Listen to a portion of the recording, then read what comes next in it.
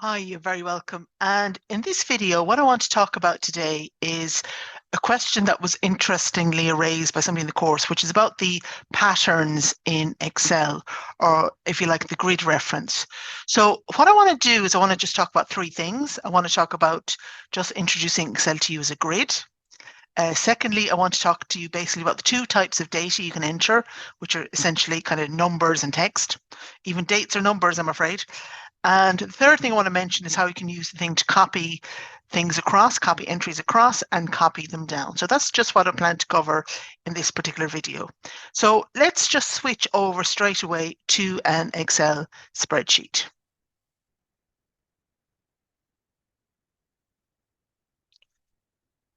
Now, I'd love to tell you that this is one I've prepared earlier, but it just happens to be a classic Excel sheet. So what I'm doing here is that I'm looking at the Excel sheet. And if you notice here, the thing I want you to notice is up here, we've got these things, A, B, C, D, going across all the way. All right. And they basically go from A to Z. Now, there's 16,000 columns in Excel, so you've probably already figured out, where do the rest of them go? So what happens is that when you come to Z or Z, as it may be in your part of the world, what happens then is that if I go across here, I'm just using the arrow keys to go across. Whoops. And let me just go across down here at the bottom. See, when I come to Z, up here, see then straight away it goes into A, B, and so on. And it basically kind of carries on for that number of columns. Then I have my rows. Now the rows here on the left-hand side, this one here, you have these ones, and basically there's over 1 million of those. You're fine for space, people, fine for space. Right. So then when I click on each of these cells has a reference, right? So for those of you that are, maybe of a more vintage disposition, you will probably maybe remember old maps where you kind of like had a grid reference to look up. Those of you that are younger and have no idea what I'm talking about, do not worry about that. The key thing you need to remember here is that it's about a grid. So when I look at this sheet here, this is the cell. And this, for example, this is called F5, right? I know this for two reasons, because when I click up here, it says F, and then over here you can see, just change the slight change in color. And also in the third option up here, it gets F5. And every cell reference is unique. And that's one of the key concepts you just need to get your head around with Excel. The second thing then is entering data. So if I come in here and let's say I type in January, now, when I finish entering something into Excel, the key thing to do then is actually just to press the Enter key. If I don't press the Enter key, Excel thinks, oh, you still want to do something in this cell. And then you can end up with a sort of a demented thing where it's a bit like the Sorcerer's Apprentice, Mickey Mouse film, where just things keep going on and on. If you're finished, just press Enter. Okay. The second thing we want to enter is just some numbers. And if I just go 1, 2, 3, there's a number. Two things I want you to notice about this is that when I enter text, it automatically goes to the left.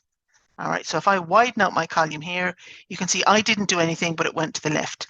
And the numbers automatically default to the right. And a way to remember that is that the word number, at least in English, ends with the letter R. So you can think of R for right. That's a way to think of it.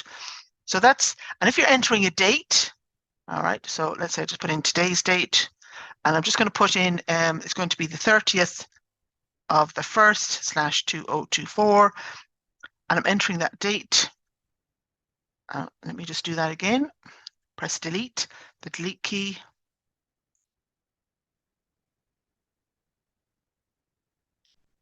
All right, and if I widen the column a fraction, and I do that by just going up to here, and then just widening the column, you see there, it's actually gone to the right as well, because Excel sees dates as numbers, right? So for Excel, the world began on the 1st of January, 1900.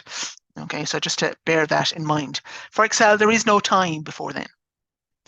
Right, so just those are the two things. So you got your numbers, the text goes on the left, and the numbers just goes on the right. And dates are like that.